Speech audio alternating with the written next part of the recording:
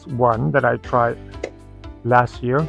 It was quite pricey, about $60 or $50 for one plant. It completely died. This is Antoro Velvet, and I was shocked when I saw this at Walmart. So there were three, so I got all three, and I'm gonna try this again. So I believe that this plant is already under a lot of stress.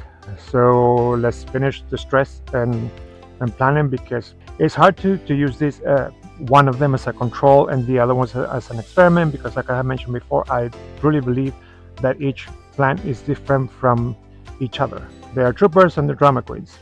So we'll see.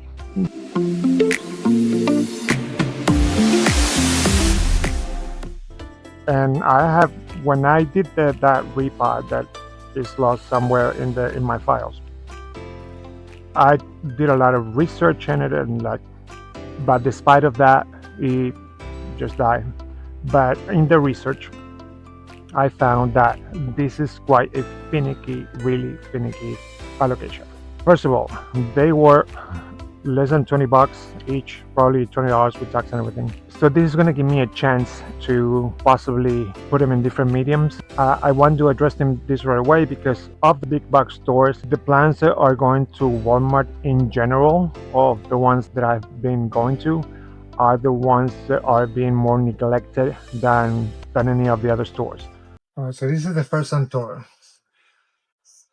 Two things. The mix surprised me because it's quite muddy. It's not necessarily like just speed moss. It looks like there was a lot of compost. The other thing, there are so many corms that I actually will have harvest, because I can see that they will be my only real guarantee of anything happening to these plants. Because like I mentioned before, I tried them and they really crapped out real fast. Let's see, and these are good size, 3, 4, 5, and 6. Because these other ones are too small. But of course they have plugs, so I'm gonna try to remove those. And I'm gonna put this one. I mean, the root system is great. This is what puzzles me. I know that the conditions when they are grown for this media are the ideal, but that's the reason I believe that the plant goes into such a shock, because you not only change the whole growing media, but you change the conditions as well. And I also did a little research about the suggestions for it, but I only found a couple, and they were so generic that there was no real information about the mix, the repot. They were just showing the plant and talking very vaguely of what they done, without mentioning, watering or humidity or heat or any of that. Plug in there, and if you see the root system, the secondary root system is quite thin. So I'm gonna give this another rinse. So I have this little pot here, has a small drainage, but considering that I'm gonna use the real chunky medium, it should be fine. So this one is not as prolific as the other one, but it still has several corms. They're a little smaller. This one I was able to remove more of the media. This one that was a little dry, it was totally just peat moss and perlite. And the good thing is the corks are not that thick and massive. I found it interesting is this. It looks like the corm grows kind of like in the middle of the root. I'm trying to decide, because I wanted to try different things, because I did already the other one in the pot like this, so it has a little drainage, but in a chunky mix. I cannot do this in pond because these are not water roots. So the only thing that the other way that I'm thinking is like this, with no drainage and chunky mix. And now the other way should be with leca and sphagnum moss, also with no drainage. And I'm gonna add the mycorrhizae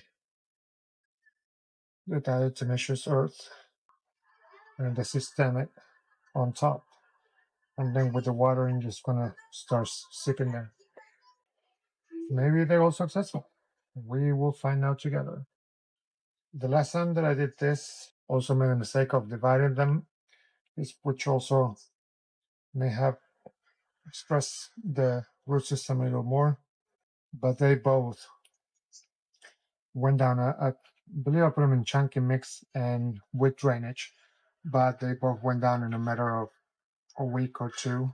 They completely flopped and they were completely watered. Now the mix, the soil mix that it was in, it was quite high, to be honest. As you can see how pale is the stem at the bottom when it attached to the roots. So that's two. And for this one, I'm gonna do like I do with that one has chunky mix with drainage. This one is gonna be chunky mix with no drainage. I'm just about to add the mycorrhizae. Want to put like a little bit, spread the roots a little bit towards the outside of the pot so I can see them as well. Now this one doesn't need Alocasia because it has the sphagnum moss as a source of fresh nutrient. But I add a little bit of mycorrhizae just to so the fungi can help with that. Okay. I'm gonna give this one a water. I'm gonna just touch the top so the small stuff can start sitting down. Alocasia Antoro Velvet. In a month, or if they decay faster, I will put it up as it happens. So you can stay in this journey with me, because I want to be able to provide something different than the other creators are doing. I want you to basically be here with me, so you can see the progress of the plan. At times I tend to forget about updates or whatnot, but you can completely remind me and I'll be glad to do a short on updates or any plans that I have already done. But your support means the world to me, so please subscribe, drop a like, comment, and share. And thank you so much for stopping by. I'll talk to you in the next one. I said that we were going to count the corms and I forgot. So let's see how many corms we got out of those 3 plants. We have 17, 18, 19. So plenty of corms.